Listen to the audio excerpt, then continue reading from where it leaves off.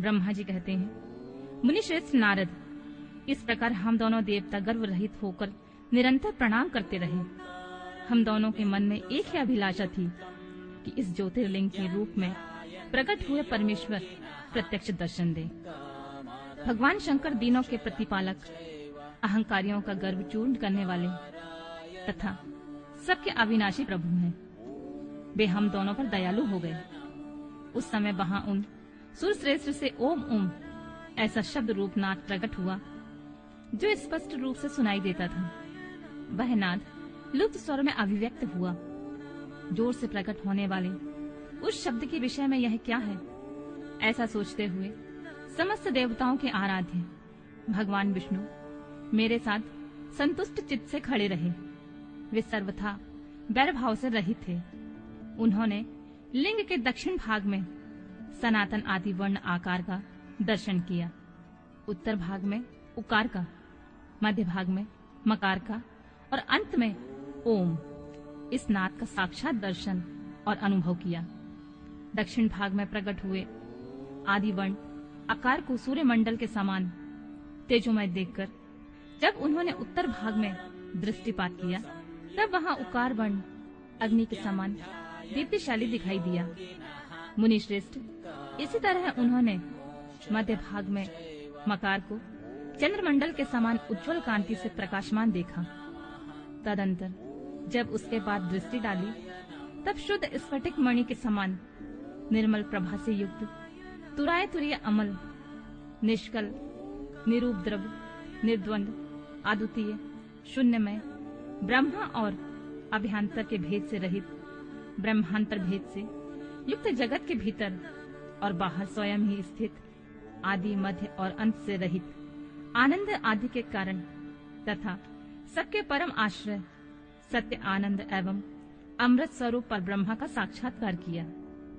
उस समय श्री हरि यह सोचने लगे कि यह अग्नि स्तंभ यहाँ कैसे प्रकट हुआ। मैं इस अनुपम अनल स्तंभ के नीचे जाऊंगा। ऐसा विचार करते हुए श्री हरि ने वेद और शब्द दोनों के आवेश से युक्त विश्वात्मा शिव का चिंतन किया। तब वहां एक ऋषि प्रकट हुए जो ऋषि समूह के परम सार रूप माने जाते हैं। उन्हीं ऋषि के द्वारा परमेश्वर श्री विष्णु ने जाना कि इस शब्द पर ब्रह्म शरीर वाले परमलिंग के रूप में साक्षात पर ब्रह्म स्वरूप महादेव यहाँ प्रकट हुए हैं। ये चिंता रहित रुद्र हैं। जहाँ जाकर मन सहित वाणी उसे प्राप्त किए बिना लौट आती है। उस पर ब्रह्म परमात्मा शिव का वाचक एकाक्षर प्रणव ही है। वे इसके वाच्यार्थ रूप हैं। वह परम कारण, ऋतु, सत्य, आनंद और अमृत स्वरूप परातत्व पर ब्रह्म एक अक्षर का वाच्य है। वह परम कारण, सत्य, ऋत, आनंद और अमृत स्वरूप परात्व पर ब्रह्म एक अक्षर का वाच्य है। प्रणव के एक अक्षर आकार से जगत के बीजभूत अंड जन्मा भगवान ब्रह्मा का बोध होता है। उसके दूसरे एक अक्षर उकार से परम कारण रूप श्री हरि का बोध होता है और तीसरे एक अक्षर मकार से भगवान नील लोहित शिव का ज्ञान होता है। अकार सृष्टि करता है, उकार मोह में डालने वाला है और मकार नित्य अनुग्रह करने वाला है। मकार बोध सर्वव्यापी शिव बीजी बीज मात्र के स्वामी है और अकार संज्ञक मुझे ब्रह्मा को बीज कहते हैं। उकार नामधारी श्री हरि योनि है, प्रधान और पुरुष के ईश्वर जो महेश्वर हैं। वे बीजी, बीज और योनि भी हैं। उन्हीं को नाद कहा गया है। उनके भीतर सबका समावेश है। बीजी अपनी इच्छा से अपने बीज को अनेक रूप में विभक्त करके स्थित है।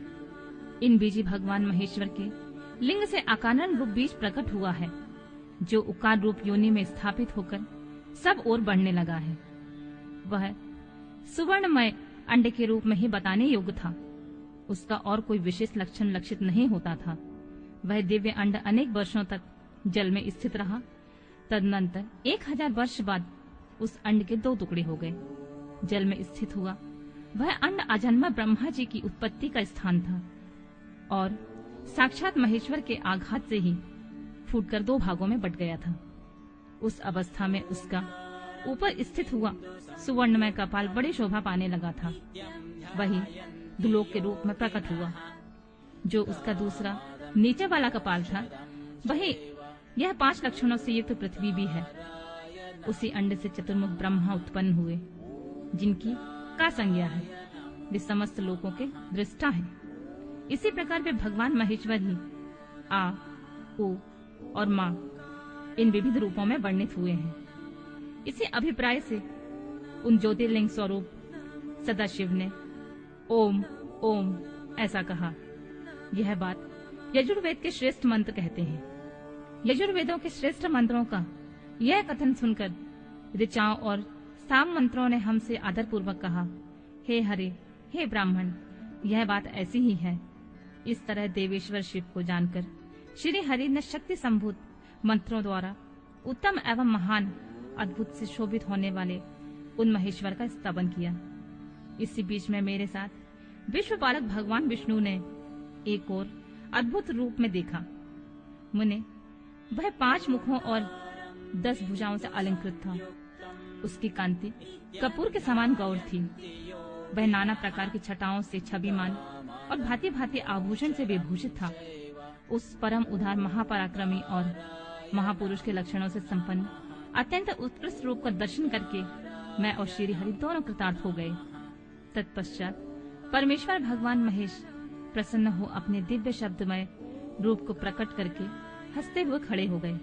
आकार इनका मस्तक और आकार ललाट है। इकार दाहिना और ईकार बायां नेत्र है। उकार को उनका दाहिना और उकार को बायां कान बताया जाता है। ऋकार उन परमेश्वर का दाया कपोल है और ऋकार बायां। लू और लू उनके दोनों नासिका के दोनों छिद्र हैं। अकार उनका सर्वव्यापी प्रभु का ऊपरी ओंठ और एकार अधर। ओमकार तथा ओंकार ये दोनों क्रमशः उनके ऊपर की ओर नीचे की 2 दंत पंक्तियां हैं। अम और अहम उन देवादिदेव शूलपाणी शिव के दोनों तालु हैं। का आदि 5 अक्षर उनके दाहिने 5 हाथ हैं और चा आदि 5 अक्षर बाएं 5 हाथ। टा आदि और ता आदि 5-5 अक्षर उनके पैर हैं। पकार पेट है। फकार और दाहिना पार्श्व बताया जाता है और बकार को बायां पार्श्व। भकार को कंधा कहते हैं। मकार उन योगी महादेव शंभु का हृदय है। या से लेकर सा तक 7 अक्षर सर्वव्यापी शिव के शब्द में शरीर की 7 धातुएं हैं। हकार उनकी नाभि है और छकार को मेड़ कहा गया है। इस प्रकार निर्गुण और गुण स्वरूप परमात्मा के शब्दमय रूप को भगवती उमा के साथ देखकर मैं और श्री हरि दोनों कृतार्थ हो गए। इस तरह शब्द ब्रह्मा में शरीरधारी महेश्वर शिव का दर्शन पाकर मेरे साथ श्री हरि ने उन्हें प्रणाम किया और पुनः ऊपर की ओर देखा। उस समय उन्हें 5 कलाओं से युक्त ओमकार जनित मंत्र का साक्षात्कार हुआ। तत्पश्चात महादेव जी का ओम तत्वमसि यह महावाक्य दृष्टिगोचर हुआ, जो परम उत्तम मंत्र रूप है, जो शुद्ध स्फटिक के समान निर्मल है। फिर संपूर्ण धर्म और अर्थ का साधक तथा बुद्धि स्वरूप गायत्री नामक दूसरा महान मंत्र लक्षित हुआ, जिसमें 24 अक्षर हैं तथा विचारों पुरुषार्थ रूपी फल देने वाला है। तत्पश्चात मृत्युंजय मंत्र, फिर पंचाक्षर मंत्र तथा दक्षिण मूर्ति संज्ञक चिंतामणि मंत्र का साक्षात्कार हुआ।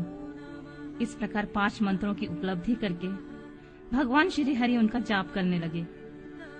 तदंतर ऋक, योद्ध और साम ये जिनके रूप हैं, जो ईशानों के मुकुटमणि ईशान हैं, जो पुरातन पुरुष हैं, जिनका हृदय अघोर अर्थात सौम्य है, जो हृदय को प्रिय लगने वाले सर्वगुहा सदाशिव हैं, जिनके चरण वाम परम सुंदर हैं, जो महान देवता हैं और महान सर्पराज को आभूषण के रूप में धारण करते हैं, जिनके सभी ओर पैर और सभी ओर नेत्र हैं, जो मुझे ब्रह्मा के अधिपति, कल्याणकारी तथा सृष्टि पालन और संहार करने वाले हैं। उन वरदायक सदाशिव का मेरे साथ भगवान विष्णु ने प्रिय वचनों द्वारा संतुष्ट चित्त से स्तवन किया।